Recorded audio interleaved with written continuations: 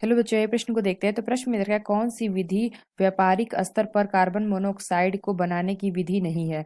यहाँ चार विकल्प दे रखा है, ए बी सी तथा डी। तो यहाँ पे हमें क्या दे रखा है, कौन सा वो विधि है जो व्यापारिक स्तर पर कार्बन मोनोऑक्साइड को बनाने की विधि नहीं है। यहाँ पे चार विकल्प दे रखा है, अभिक्रिया दे रखी है, तो हमें बताना है कौन सा विकल्प सही होगा। आइए मुख्य अवधारणा की चर्चा करते हैं। मुख्य अवधारणा, तो प्रश्न में क्या दे रखा है, कौन सी विधि व्यापारिक स्तर पर कार्बन मोनोऑक्साइड यानी कि कार्बन मोनोऑक्साइड क्या होता है, CO यानी कि कार्बन मोनोऑक्साइड बनाने की विधि नहीं है, ये हमें बताना है। तो अगर हम देखें तो जो हमारा पहला विकल्प दे रखा है CH2O, तो ये हमारा क्या बना रहा है, carbon monoxide plus hydrogen gas यहाँ से निकल रही है। तो ये हमारा क्या होता है, व्यापारिक स्तर पे ये कार्बन मोनोऑक्साइड बनाने की विधि है, इसलिए यह विकल्प हमारा गलत होगा। तो बी क्या दे रखा है, 2C+O2+4N2, और ये हमारा बना ले रहा है 2 mole carbon monoxide plus 4N2। तो ये भी हमारा क्या है, व्यापारिक स्तर पे बनाने की विधि है, इसलिए यह विकल्प भी हमारा गलत होगा। तो सी क्या दे रखा है, 2C और +O2, और ये हमारा क्या बना रहा है, 2 मोल कार्बन मोनोऑक्साइड। तो ये भी हमारी क्या है, व्यापारिक स्तर पे इसको बनाने की हमारी विधि है, इसलिए यह विकल्प भी हमारा गलत होगा। तो डी क्या दे रखा है,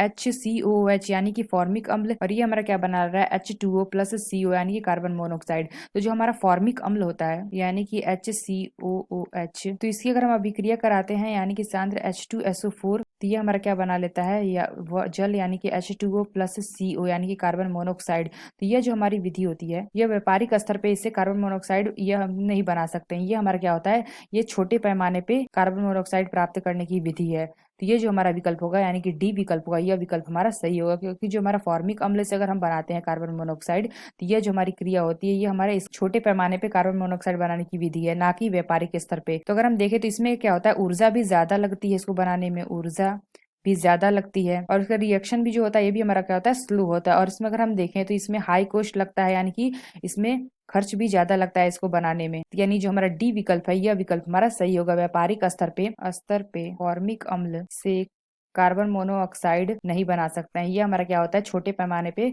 बनाने में इसका उपयोग होता है। तो ये जो हमारा डी विकल्प है, यह विकल्प हमारा सही होगा। तो आशा करते हैं आपको समझ में आया होगा। धन्यवाद।